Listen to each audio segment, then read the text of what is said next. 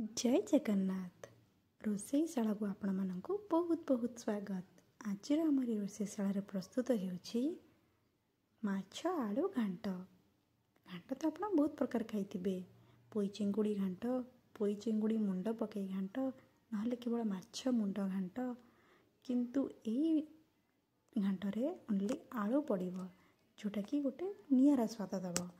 एथिपई प्रस्तुत करबा पई आमे 800 ग्राम माछ नेबा, 2 ରୁ 2.5 बड़ साइज पियाज काटिदेबा, धनिया पत्र नेबा, गोटे बड़ साइज टमाटो, अदा रसुण छेचा, आलूर क्वांटिटी टिके अधिक रहिबो। आलू को आपण सिझेइकी नेथिबे। तापरे गोटा मसला जहाँकि तेजपत्र, गुजराती, दालचीनी, लवंग, अलैच एमती सब। प्रथमे कड़ाई रे तेल गरम करी से चीनी पकईदेवे जोटा कि तरकारी कलर बहुत बढ़िया आसब। तापरे से दालचीनी गोटे पकईबे,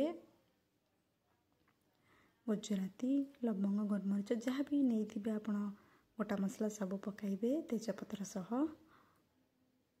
से सबू टिके फ्राए हो गला परे से आपण पियाज पकाइबे। पकाइला परे टिके गोल्डन ब्राउन हेबा पर्यंत भाजबे। पियाजर कलर गोल्डन ब्राउन आसीगला परे से 1 ରୁ 1.5 चामच लंका गुंड पकाइबे आपणकर स्वाद अनुसार। तापरे काश्मीर चिली देबे टिके कलर पई। तापरे पानी टिके देई टिके फुटाई देबे। पानी टिके फुटी गला परे से आपण हाफ चामच हलदी गुंड पकाइबे। हलदी गुंड पकाई ताकू टिके घांटिला परे अदा रसुण छेचा पकाइबे। मुझे अदा रसुण को छेचिकी नहीं कि आपड़ चाहिए ग्राइंडिंग करें। देखो आज्ञा एतिकी क्वांटिटी अदा रसुण ने 2 ରୁ 2.5 इंच अदा ने 15 ରୁ 20 पाखुड़ा रसुण ताकू एमती छेचिदेवे। नहले भी तो आप ग्राइंडिंग करें।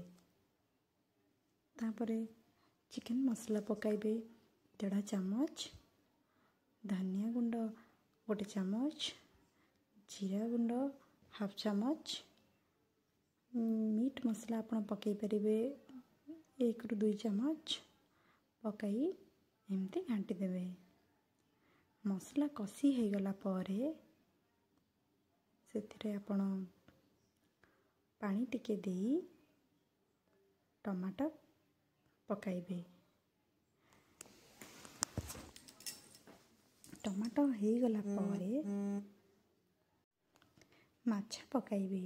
माछ को आपण कंटा बाहर करी सेथिरु ताको एमती छोट छोट खंड कर देथिबे जोटा कि आपण घांटिले मसला रे एमती मसलाटा माछ भीतर को आराम से जाई परिबो।